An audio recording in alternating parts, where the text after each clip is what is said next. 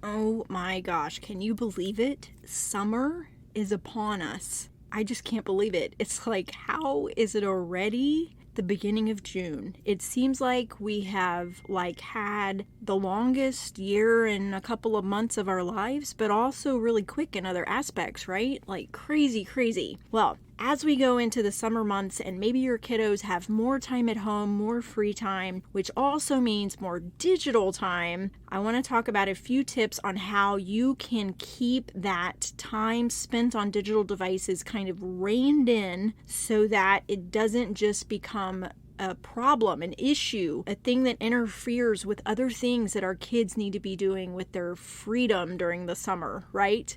That's what we're going to talk about today. Stay tuned. Welcome to your source for tips, tools, and support to help you be that mom that is tuned in and proactive for yourself, your family, and for the wild ride of raising kids in this digital age. Inspired by a mother's love with a relatable, real-life, proud to be that mom flair. This is the Be That Mom movement with your host, Dolly Denson.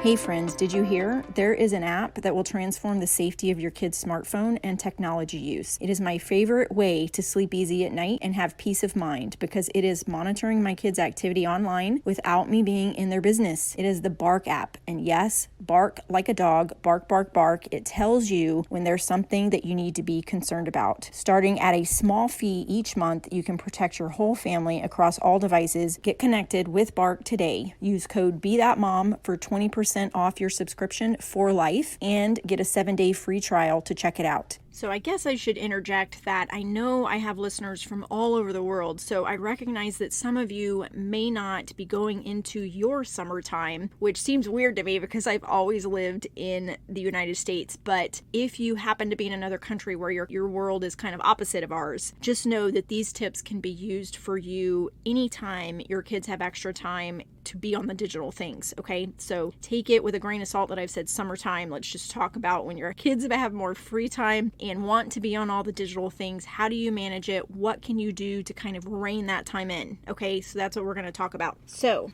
this whole topic is kind of around boundaries, right? So it's something that I've talked about in several other of my episodes about how we need to have boundaries around the digital things. Probably the biggest mistake that I made in those earlier years when I gave the gaming device and the different things like that was just giving free reign of that device. The second biggest mistake was probably allowing it in the bedroom and actually putting that gaming console in the bedroom with just unlimited use. That was probably the second biggest mistake. So those are the two things that I would really focus on this summer. But in addition to that, the first thing that I would do is set up a routine for your kids, even if you're not at home. Like if they're old enough to where they're staying at home and you're going to work, I would make a kind of a check-off responsibility list that has to be done before they earn that time on the digital devices, the gaming consoles, whatever it is that they tend to spend too much time on if you let it.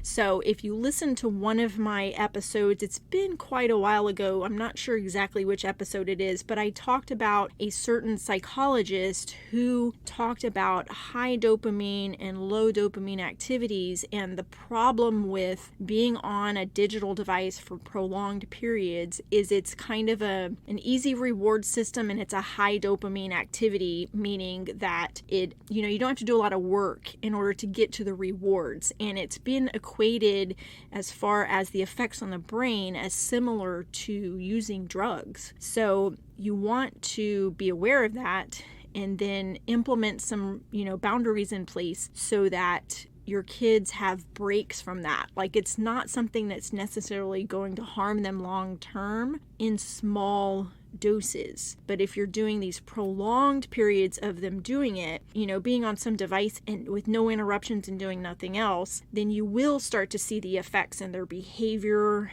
and some of the things that they do. If you're someone that has a kid that's been gaming or on digital things a lot, you probably know what I'm talking about, and that they actually go through sort of a withdrawal when they don't have those easy reward, high dopamine activities going on. So you have to kind of bring them off of that. If you have allowed them to have a lot of uninterrupted time on there, you have to kind of let them go through that withdrawal. So let's do a little bit of a roadmap to help you navigate this as you go into the summer, because I hear it over and over and over again that you're like, well, I'm glad that they are out of school and, they have all this free time. I just want them to have fun. I just want them to spend time with their friends. There's this, this COVID thing going on. And so I just want them to spend time with their friends, and they can't always be together. So I'm just going to let them play their games. And then what I hear a lot of times is, oh my God, I should have set some boundaries up around that, and I don't know how to proceed from here. Okay, so first thing I would do is set up kind of a routine for responsibility.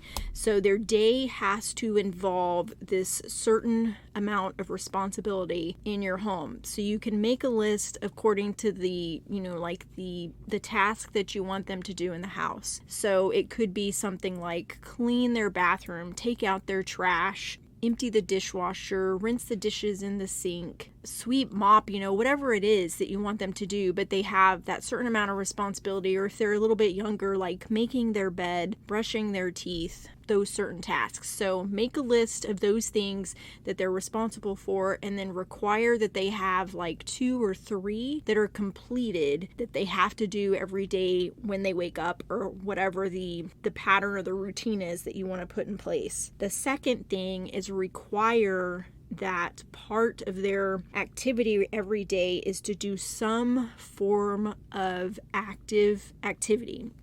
That was redundant, wasn't it? Some form of active exercise, recreation, getting outside, something busy, something active, something where they're moving their bodies, something where they're exposed to sunshine, not just the 4 walls of their bedroom or the living room or the house, but something where they are doing childhood discovery things. And I know once they get to the teenage years, they don't really want to do this very much, and they'll probably give you attitude about that, but just reiterate that is part of your routine or responsibility that is required before they get the privilege of spending time on those digital things. The third thing is to have a time limit. Don't let them do a free-for-all. Have a time limit of how much they can spend on a game or device, phone, social media, whatever it is that you are allowing them to have. Have a specific set time. Do not let it just be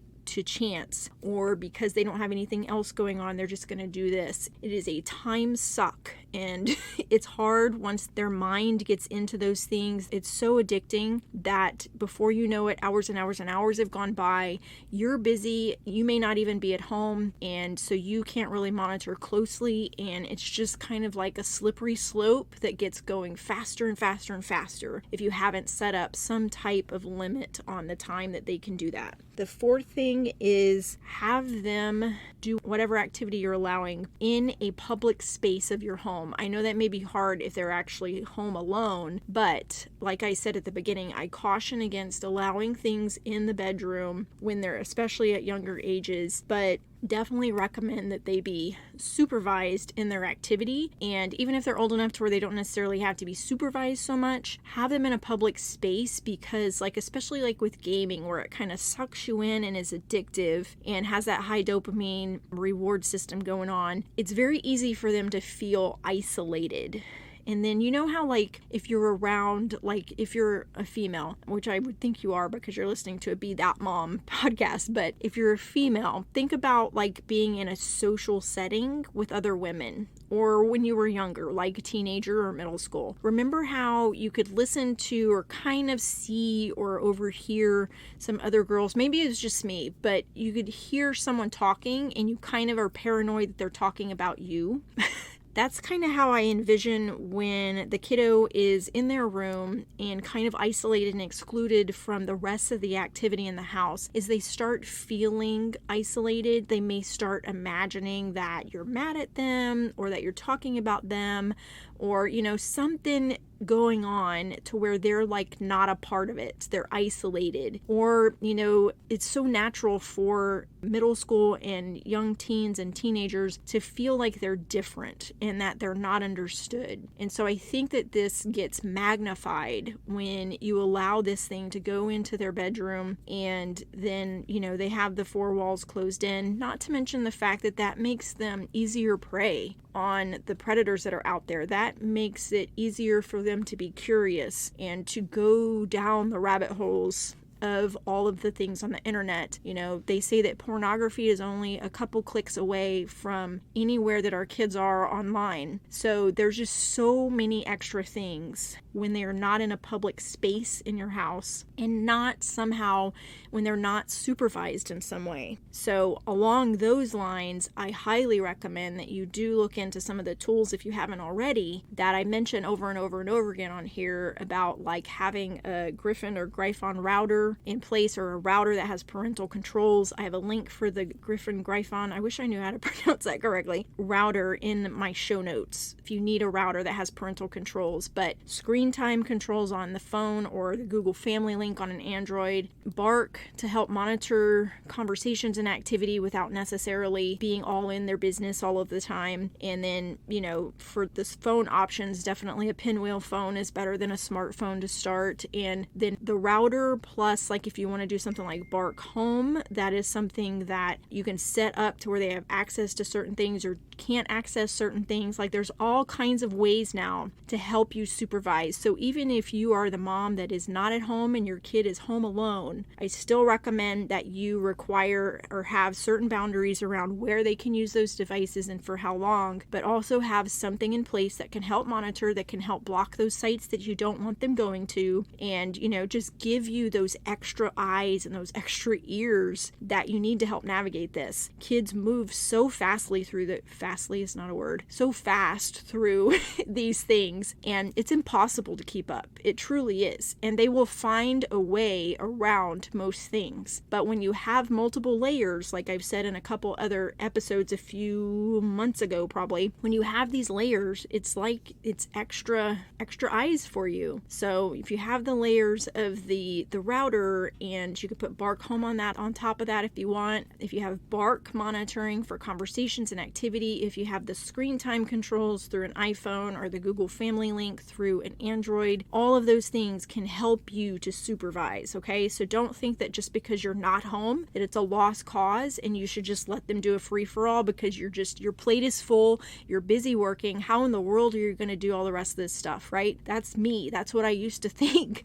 So I'm saying that in the voice of I've been there. I know that feeling, but just know that you have all these tools. Just utilize them. They're all so very affordable, and I just can't emphasize enough how much they're going to pay you back in years to come when you see your kids mature enough to where they can navigate these things more on their own. They can recognize the red flags more, and they can regulate themselves more because they realize that there are more things in the world than just sitting on a game or buying these skins or getting these rewards on the game. When they realize that there are these other activities that are fun and enjoyable like they did before you let them have the digital things. You can tell that this is something that I've really, really struggled with because I keep on talking about it, but it's just an amazing thing how distracting and how much of a time suck these things are. So put those boundaries in place around that and help supervise, okay? And then the last thing that I want to say is related to balancing the high dopamine and the low dopamine. So when I say like put a time limit, that psychologist that I mentioned earlier, he actually recommends that you have like bursts of time. Like I think for adolescents, he mentions like an hour on to an hour off, so you could set up to where they have a timer, and so you get to play for an hour, but then you have to be off for an hour, or whatever it is that you want to do for your kid. And I would recommend too, that you kind of use your kid's behavior as judgment. So if you notice that they're kind of like more hyper, more distracted, more attitude, all of those things after they're coming off of playing their console, or, they spend way more time going through a certain social media site or whatever, and then they don't want to get off to do other things. They give you attitude about things. Use that as kind of a clue that maybe you need to pull back on that time. The one thing that I always, when I looked at that and looked at like setting a time limit, was I just looked at it and I was like, it's not realistic. I can't just tell my kid they can only do it for 15 minutes a day, So I was a little bit more lax with that, but just use your own kiddo as the judge of it. So if you're getting more attitude and all of that, pull back on that time and say you just have 30 minutes. Like you're getting 30 minutes and then you need to go outside and swim, ride a bike, whatever it is that you can get them to do that's active. Shoot some hoops, throw a ball, do something that is just normal childhood things other than the digital things, okay? So if you balance those low dopamine with the high dopamine, it's better for their brain. So another way to say that is like a quick reward and a slower reward type thing. And one example that psychologist uses is like, he says that like baking a cake, you get a reward when the cake is done. Well, you also get a reward when you make the batter. I love to eat batter and cookie dough too. So you get a reward when you mix those ingredients together, right? It takes some work though. They have to measure things out. They have to mix it up and then it's ready to eat, right?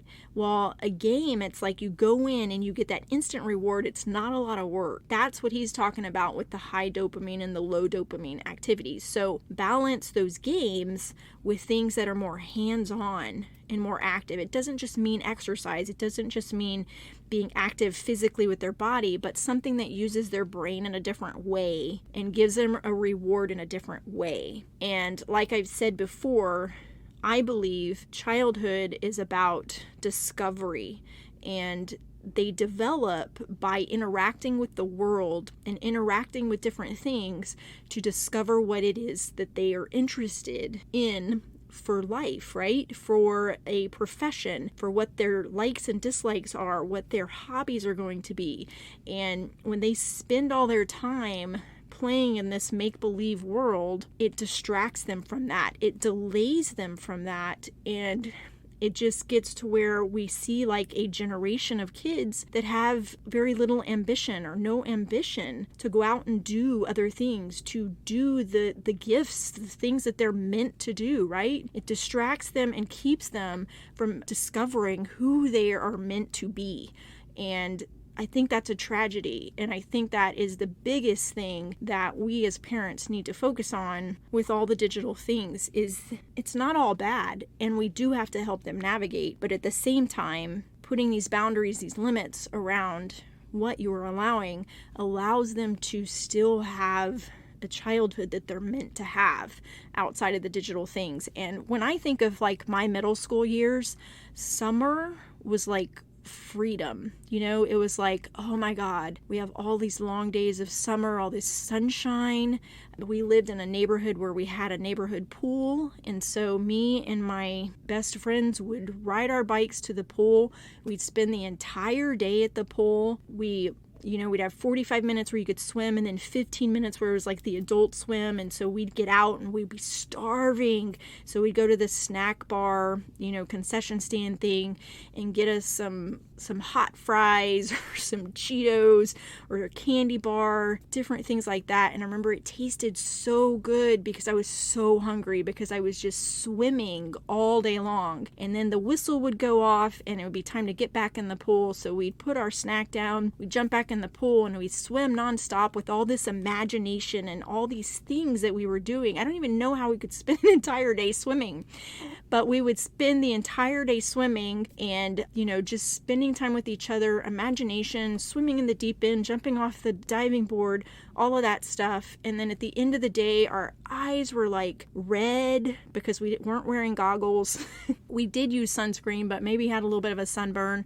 And then, still ravenous hungry. And we'd ride our bikes home to go eat supper, and go home for the night. Those were the best memories. But I think that, we all have different childhoods, different opportunities. So your child may not have those same things. And certainly in today's day and age, I wouldn't be letting my kid ride it through a neighborhood to go to the pool by themselves.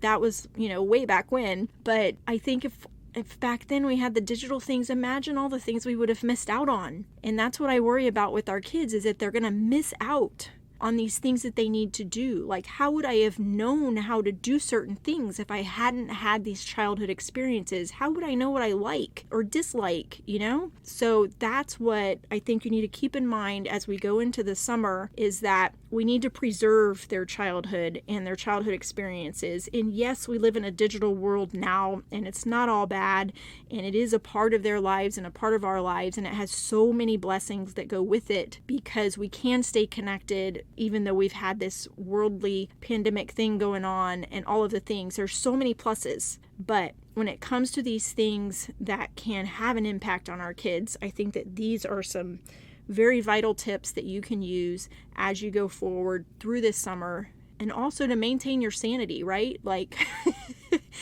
we don't want to get to July or August and be like, oh my God, like they're just so out of hand because they've just sat here all summer playing this game. So I've probably rattled on enough and gone on enough tangents that you're like, okay, wrap it up, Dolly, wrap it up.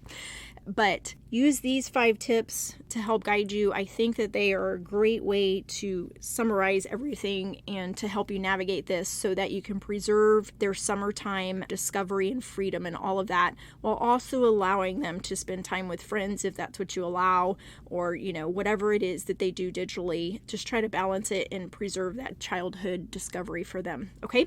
So hopefully this was helpful, as I always say at the end of all my episodes, and I will chat with you next time. Thanks for tuning in. Being that mom isn't easy, but together we can be that mom strong. Don't forget to leave a review, connect on social, and join Dolly's free community. Till next time. Hey, if you are a mom that has a lot on your plate like I do, and you struggle with anxiety or sleep or even chronic pain issues, please check out mysoulcbd.com. They are the one and only CBD source that I trust, and you can use my code BeThatMom for 15% off of your purchase.